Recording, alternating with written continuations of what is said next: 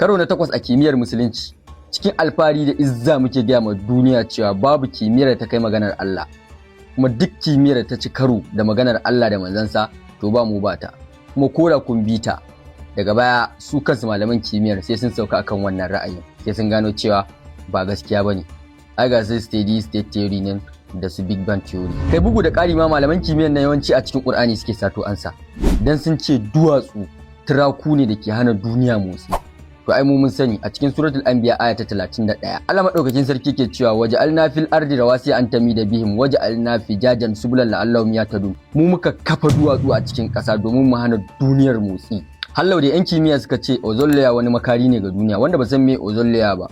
Wani sarari ne a sama tsakaninmu da shi daga kilomita 15 zuwa kilomita 30. Yana regulating mana zafin rana kuma yana tare mana bangarorin duwatsu da suke faduwa daga sama da wasu abubuwa da suke tahowa daga sama. Dama mu ai tuntunin Al-Qur'ani ya gaya mana cewa sama wani tsari ne da ke bamu kariya. A suratul anbiya aya ta 32 Allah madaukakin sarki ke cewa wajalna sama a saqafan mahfuza. Ga wani azancin lissafi na misali ma wanda ba za ka taba samun shi a littafin kowa a duniya ba sai Al-Qur'ani mai girma. Yawa to ga lissafin nan. Shedin zina guda nawa ne ma? Guda 4. To ku dauko calculator ku buga ku gani. 1 times 2 times 3 times 4 zai ba ku 24. Shedin ma guda nawa ne? Guda 4. In ka aje. To ku duba sura ta 24 aya ta 4. Anan za ku ga inda aka faɗi haka. Ai za ta kawo ku suratul nur ne aya da ta magana akan shedin zina. Wallazina yarmuna almuhsanati thumma lam ya'tu bi arba'ati shuhada fajliduhum 80 jalda. Wanda ya kawo shaidar ya ga ana zina kuma sannan bai kawo mutum 4 ba.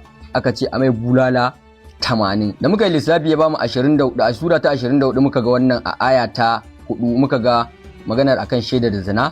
To yanzu idan muka zo mutum bai kawo shaida guda 4 ba a cikin 24 aka cire 4 nawa zai rage? Zai rage sura 20. To 20 din nan kai multiplying ɗinta by 4 zai baka 80. Bulala nawa aka ce a mai? Bulala 80. Irin wannan misalan ko duk zaka same su a wani littafi mai suna The Network of Quranic Verses.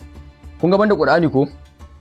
Wanda mace ta haifa bai taba kirkiran wani littafi mai cike da fasaha da azanci kamar Qur'ani ba tun daga farkon duniya har yau. Yasa wannan sakon ku ci gaba da tura mana shi.